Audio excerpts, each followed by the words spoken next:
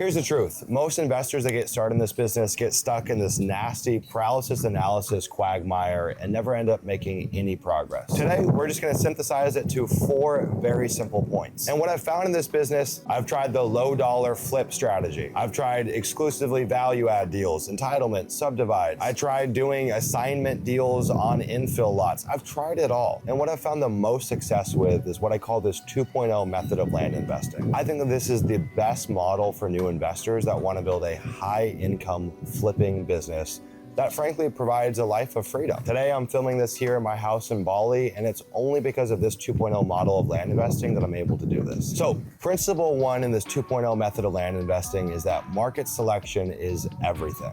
All of our results cascade down from the markets that we decide to work in. Now, you've probably heard me talk about this ad nauseum on the channel, so I won't bore you with all of the basics: high STR, medium to low supply, mid-market inventory, rural infill, rural recreational property types. Now, today I'm actually gonna give you a little secret that's been working very well for me over the last year. You see, in Land Insights, the tool that I launched 2 years ago, which now you can get a free account on. Link is down below if you guys want to get free access to that. You'll see that when you're in the market selection platform on the Pro version, you'll see that when you type in high STR markets, there's so many markets to choose from. And what I found after backtesting a lot of the markets in Land Insights is that the sweetest, highest returning markets actually aren't always the highest STR markets. And I think that's a faulty notion that a lot of people fall into. They say, well, it's got a really high STR, so it has to be the best market out there. Instead, what I want you to think about is high to medium STR, but non-obvious market.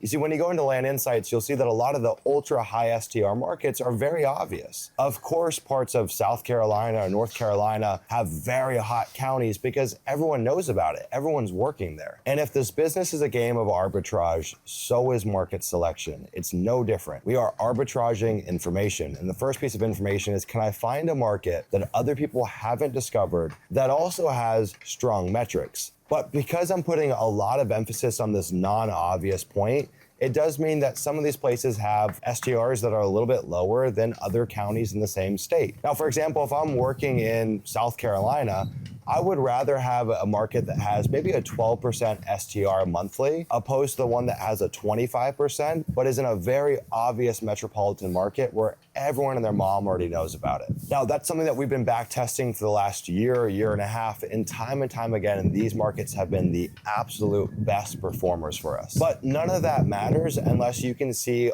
all of the counties and all of their metrics for any state, or really for the entire country of America, because without that, you're flying blind. So whether you're generating this data manually or you're using a tool like Land Insights, I think it is paramount in this new age of land investing to have access to all market selection data and spend a lot of time being methodical there. Now, one bonus side point is, in the beginning, start with easier markets. There are some counties out there, whether they're in non-disclosure states or they just have really funky sold comp data, that are going to be very, very hard for a new investor to work in. So if I'm just starting out, again, I'm going to make some concessions in terms of maybe not picking the best market ever, but instead getting a market to where I know I can price out my offers, or I can underwrite deals when they come back to me because the comp data is reliable. I don't want to send marketing out there just to realize that my offers are wrong, or once I start generating leads coming back to me, none of them can be underwritten because the comp data is so unreliable. Now, of course, there's ways around this as you become more proficient, but as a beginner, I'm gonna venture to guess you don't have those skills yet, and that's okay. Principle number 2 is that marketing is the engine that makes this business tick. Now, as I'll explain later in this video, marketing is not the only skill that we need, but deals will not fall into your lap without consistent marketing. Now, I've seen people have success in a multitude of ways in this business with different marketing channels. I've seen people do super niche stuff like newspaper ads or television ads or billboards. But today I'm really just gonna share with you the tried and true methods that I've tested myself that I know absolutely work. The first is direct mail, which is primarily what we teach our LEA members. This is one of the most reliable marketing channels out there that, bar none, brings back the highest quality leads to us. There is no better lead than a motivated direct mail lead. Problem is, it is expensive to start, and there is skill there. Once the mail is printed and sent, Doesn't matter what mistakes are on there, it's getting sent and there's no way to get your money back. And that rolls into the next two marketing channels, cold calling and cold texting. These marketing channels are very simple and they're very similar. Cold calling can be done essentially with no marketing budget if you're willing to get on the phone yourself. Cold texting does require a bit more capital and frankly is nearly impossible to run yourself as a solo operator. The next is PPC, mainly Google AdWords. I've had very mixed results here, but I do know many investors that have found success with PPC. The thing that I like about PPC is that in theory, you are generating very high intent sellers. You're not reaching out and interrupting them and asking them to sell their property. They're quite literally going to the internet saying how to sell my land and then filling out a landing page with their information. The problem with that is you have no idea what kind of pieces of land you're going to get back. When I ran PPC, I was getting properties that were $2,000 up to $2 million, and I didn't have much control over that. But at the end of the day, I was still getting charged for every single person that clicked on my website. What I like about the other marketing channels that I'm going to share with you is that we get to be very dogmatic. We get to say, I only want properties in this state, this county, this zip code, these kinds of owners, these kinds of properties.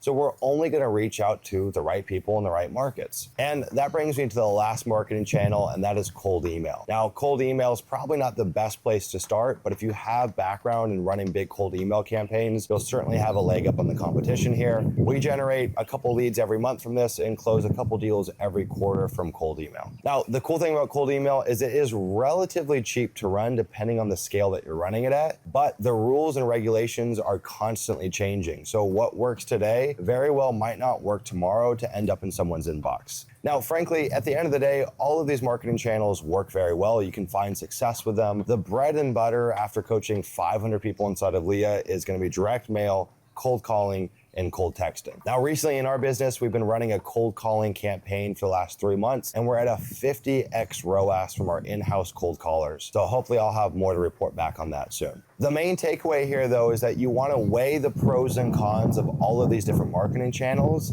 and then pick one and just run that until you are wildly successful. Literally, any one of those marketing channels could build a low 7-figure land business. So until you get there, there's no point in distracting yourself with other options. Principle number 3 is that data is your edge in this business. If marketing is the machine that makes this business tick, data is the oil that lubricates that machine. I see far too many investors that are pulling the wrong data. Now, that either comes from pulling bad data from bad data providers, or it's pulling good data but pulling the wrong data sets. Data sets where you have the wrong properties or the wrong owners on them. Now, when I got started in 2019, there were literally no tools that were built for land investors. Everything was real estate focused and we kind of made it work for lands. I wanted to change that, so 2 years ago we released Land Insights, and literally this week we just created our first ever free Land Insights plan. So nowadays you can get access to the best in class data with the best motivation filters, with the best property filters, including all of our AI scrubs for free with no subscription costs. Just go to landinsights.co or go to the link down below and you can make an account totally for free. What I found after spending time with the best land investors in this business is that all of them treat their marketing like snipers. And the way that we snipe in our marketing really all starts with the data. Are we avoiding the wrong markets and working in the right markets? Are we focusing on getting access to the cleanest, most up-to-date ownership data? Are we only pulling sellers that we think have a high likelihood of selling? For example, out of state, out of county, out of zip, interfamily transfer, owned for 10 years, back taxes owed, you name it. Some kind of motivation filter to weed out the folks that are really never likely to sell to us. And then lastly, are we spending our marketing dollars on the right properties? If we look at any given data set in the US for lands, somewhere between 40 to 65% of that data are going to be properties or owners that would just never do business with us. Whether that's sending marketing to Walmart or sending marketing to landlocked properties or flood zone properties or wetlands properties, you name it. That's a lot of waste in your marketing if you don't have a deliberate process to remove the junk. So get your data in order, focus on the right data in the right markets with the right sellers, with the right properties, and success becomes essentially inevitable. Principle number 4 is the fact that this is a sales business. If marketing is what makes the machine tick, data is the lubricant for the machine, the salesperson or sales in general is the conductor that gets the machine to the final destination. Without it, your machine is just going in circles aimlessly. I really like to say that this is 90% a sales business, and 10% of marketing business. Now, when I say sales, you probably get all sorts of images of Gordon Gekko or slimy salespeople. That's not what I mean. In fact, I think being too much of a salesperson in this business can really hurt all of your efforts. Instead, what we want to be able to do is we want to have the sales brain to pre-qualify sellers. What I mean by that is we could look at 100 sellers and you know the pre-qualification signals to say that this is a hot lead, this is a warm lead, this is a cold lead. Because so much of your success in this business just comes from spending time with the right leads and avoiding the wrong ones. But to do that, you do need some fundamental sales knowledge of what makes a seller or a buyer or really any party that's on the other end of a sales transaction tick. You're looking for what are the telltale signals. In this business, I think about it in terms of the 3 whys. Why do you want to sell now? Why haven't you sold before? And why not sell yourself? I think about the property backstory, how they came to own the property. And I think about their effort or engagement during the sales process. So those are the 3 main pre-qualification triggers I use in my business. The next thing is that you need to be able to talk to people like a normal human being. You need to be able to build some level of rapport. You need to ask great questions. You need to see if you can find common ground with the seller. And really all of that comes down to just being a normal Joe Blow and having a conversation with folks. Every single property and every single seller has a backstory, how they came to own it and why they're thinking about receiving an offer. And for a lot of these sellers, this is going to be the biggest transaction that they've ever taken part of. So it's really important that you get to know them and you get to understand their situation. Now, if you take the approach of being a salesperson there, you're going to fall flat on your face. So leave the sales tactics at the door, just get to know the seller and their situation. Now, where sales becomes very important is really at the beginning of the transaction where we're understanding their background and pre-qualifying them, and the back end of the transaction when it comes time for the negotiations. That is when you need to turn into a hard-boiled sales assassin. When it comes time to negotiate, things get serious. If you think about it, how does anyone ever land an amazing deal in this business? Well, they either land an amazing deal by just good luck. The seller just wants to take a very low offer because by accident you made a very low offer. That came from your own ignorance and a little bit of good luck. Or the second situation, which also entails good luck, is that the seller just doesn't know what their property's worth and they just shoot out a random number. Yep, I want $20,000 for no rhyme or reason.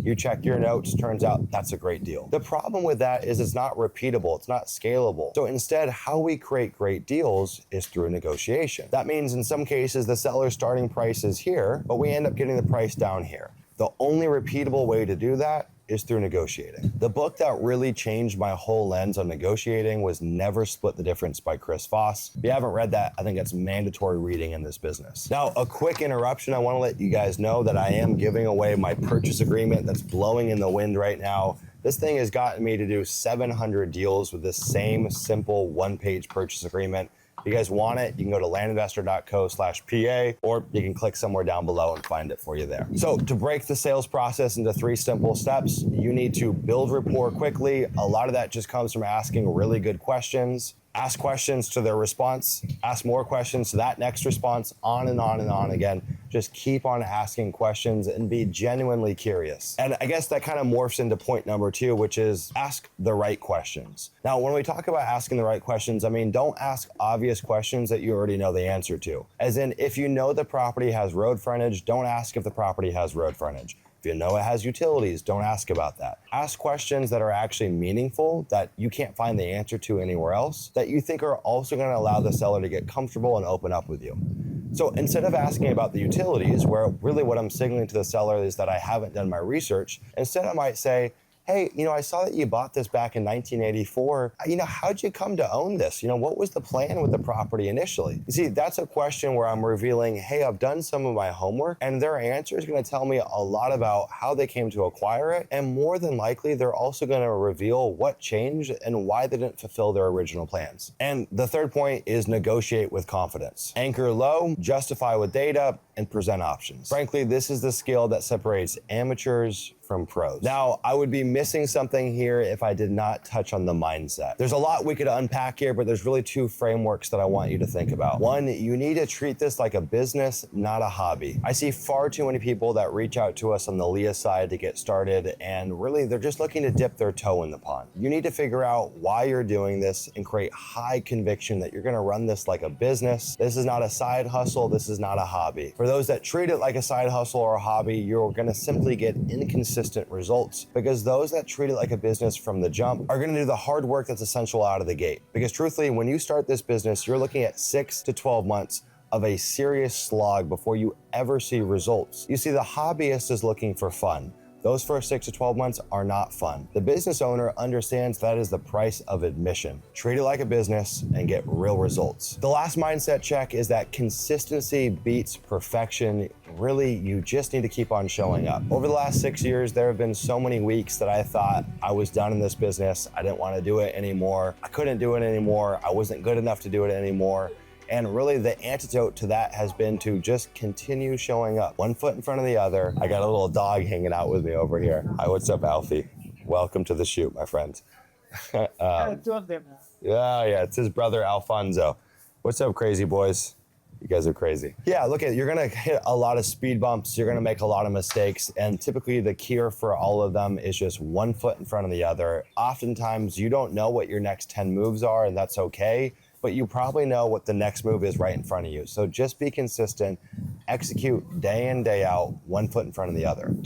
And the beautiful thing is that being inside of Leah or being inside of any other program, typically there's going to be a model that you get to plug into. And so with that model, it removes a lot of the ambiguity that stumps people and makes it increasingly difficult to find any level of consistency in your behavior patterns. Now, if you're not a consistent person, I recommend develop that skill set also outside of this business at the same time. Like go to bed early, go to bed at the same time, eat dinner at the same time, go to the gym, build a routine around, I don't know, writing in your journal in the morning, whatever it is. Find some routines where you can start showing evidence that you are a consistent person, and I promise that will translate to this business and what you're looking to do here. All right, guys, that's all I got for you. I hope this video has been helpful. If you're a beginner, I believe in you. You frankly have everything that you need to make this work. All of the information's out there.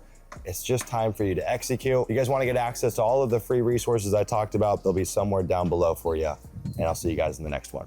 Cheers. You're serious about flipping land for predictable profit, and you want to plug into the exact system our students are using to close their first deal or their next 10 deals, then tap the video right here. It's a free 15-minute strategy call where we're going to pull back the curtain and show you the exact Leah system that our students are using right now. We'll show you the entire process A to Z on how you can start landing deals in the next 90 days or less. Slots tend to fill up fast. Grab your spot now. And I look forward to showing you the exact Leah land flipping playbook that I've been using for the last 6 years and that nearly 500 other Leah members have used today. Click it and I'll see you inside.